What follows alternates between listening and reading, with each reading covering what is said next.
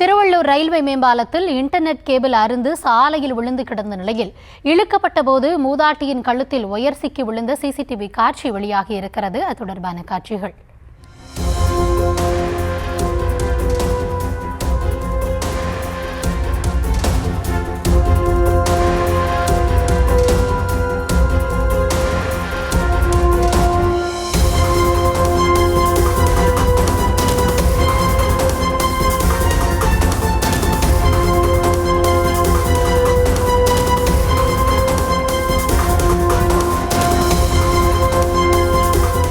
விவரங்களோடு இணைகிறார் எம்முடைய செய்தியாளர் பிரபு. வணக்கம். சம்பவமானது எப்பொழுது நடைபெற்றது? மூதாட்டியின் நிலை எவ்வாறு உள்ளது?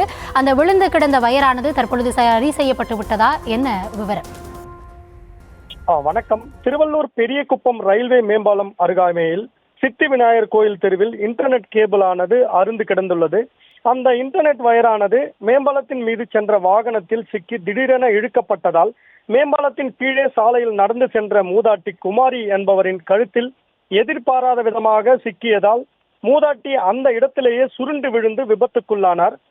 இதில் தலையில் படுகாயம் அடைந்த மூதாட்டி திருவள்ளூர் அரசு மருத்துவக் கல்லூரி மருத்துவமனையில் சிகிச்சை அளிக்கப்பட்ட நிலையில் தற்பொழுது சுயநினைவின்றி ஆபத்தான நிலையில் சிகிச்சை பெற்று வரும் மூதாட்டியை சென்னை ராஜீவ்காந்தி அரசு மருத்துவமனைக்கு மேல் சிகிச்சைக்காக மருத்துவர்கள் அனுப்பி வைத்துள்ளனர். மேலும் சம்பவம் குறித்து வழக்கு பதிவு செய்துள்ள நகர காவல் நிலைய போலீசார் விசாரணை மேற்கொண்டு வரும் நிலையில் மூதாட்டி சாலையில் நடந்து சென்ற போது இன்டர்நெட் வயர், அதாவது ஆக்ட் ஃபைபர் நெட் எனப்படும் இன்டர்நெட் வயர் கழுத்தில் மாட்டி தலை குப்புற விழுந்து தலையில் அடிபடும் கண்காணிப்பு கேமரா பதிவுகள் தற்பொழுது திருவள்ளூரில் வைரலாகி பெரும் பரபரப்பை ஏற்படுத்தியுள்ளது.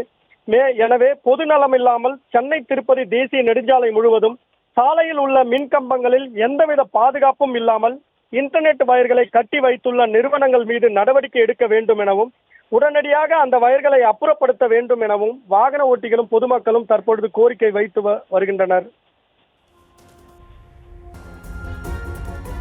விவரங்களுக்கு நன்றி பிரபு.